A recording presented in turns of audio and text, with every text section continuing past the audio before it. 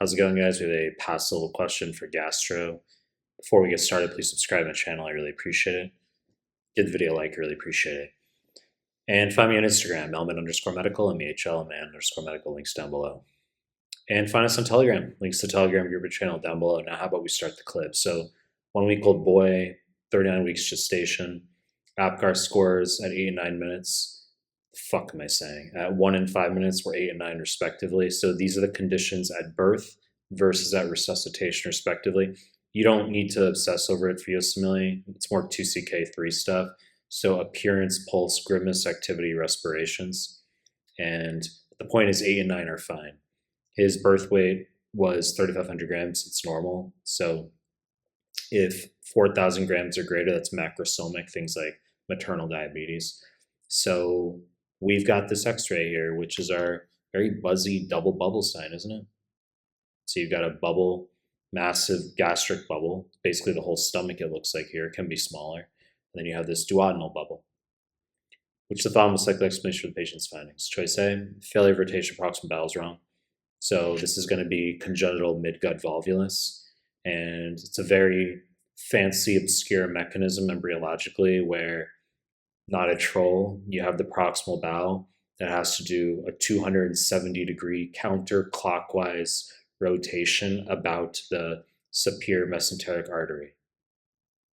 I don't know what to tell you, okay? And if that gets messed up, you can get congenital midgut volvulus. And you say, well, some of you who are very astute, you say, well, why couldn't that necessarily cause this condition?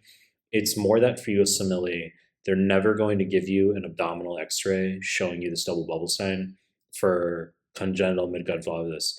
It'll always be an upper GI series, which means there's a contrast swallow followed by radiographs, and it's going to show a corkscrew appearance of the proximal bowel. That's what they're going to show you in USMLE. Choice A, wrong fucking answer.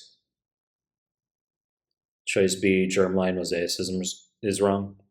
So that's when you have a mutation in one of the spermatogonia of the father, where you can get an autosomal dominant condition in a child even though the parents are normal. The classic example is achondroplasia. It's AD, but 80% of the time the parents are normal. It's a de novo mutation in one of the spermatogonia, meaning that the father's cells in his body are completely normal. The somatic cells are normal, but in the testes, there's a mutation.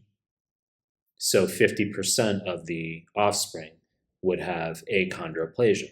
So it's called germline or gonadal mosaicism, and it's an explanation for how AD conditions can skip the parents. Or I shouldn't say skip the parents because that can imply incomplete penetrance. We're not talking about penetrance here, but I should say start fresh in a family where a family's never had an AD condition, and then all of a sudden you have an AD condition in one of the kids. Point is, wrong fucking answer.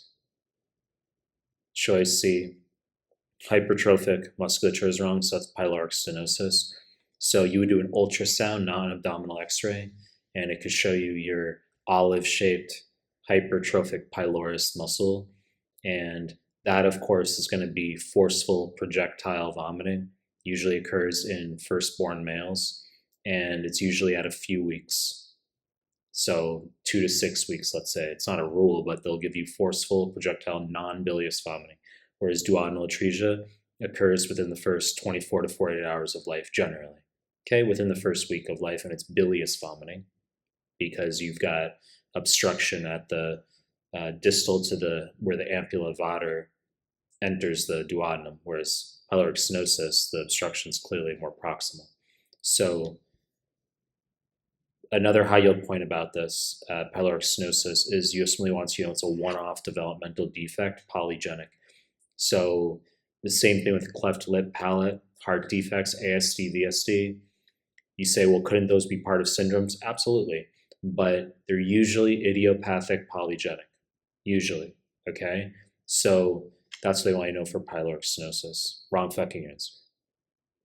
Choice D, Robertsonian translocation, correct answer. So you got to know that duodenal atresia, as well as Hirschsprung, are the two GI conditions that are associated with Down syndrome.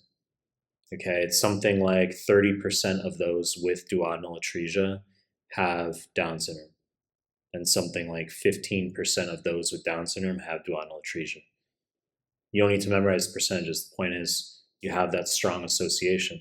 And that's precisely why I didn't write idiopathic one-off developmental defect the way it could be for pyloric stenosis, because if we want to get real technical and real pedantic, essentially you do get duodenal atresia idiopathically, and it doesn't have to be seen with Down most of the time, right?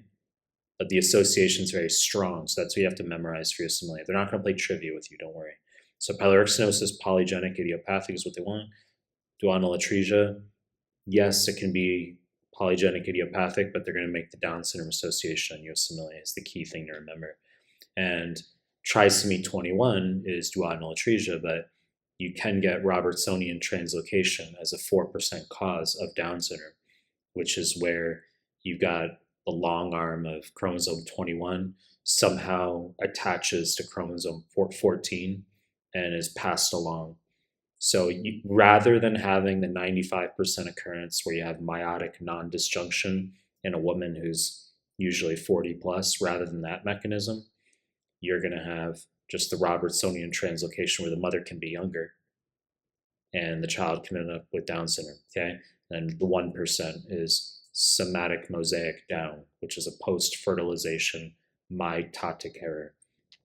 Finally, trisomy 18, Edwards syndrome. It's not classically associated with duodenal atresia, so Edwards syndrome is going to be rocker bottom feet, clenched hands. It can be omphalocele, it can be micrognathia, prominent occiput, low set ears.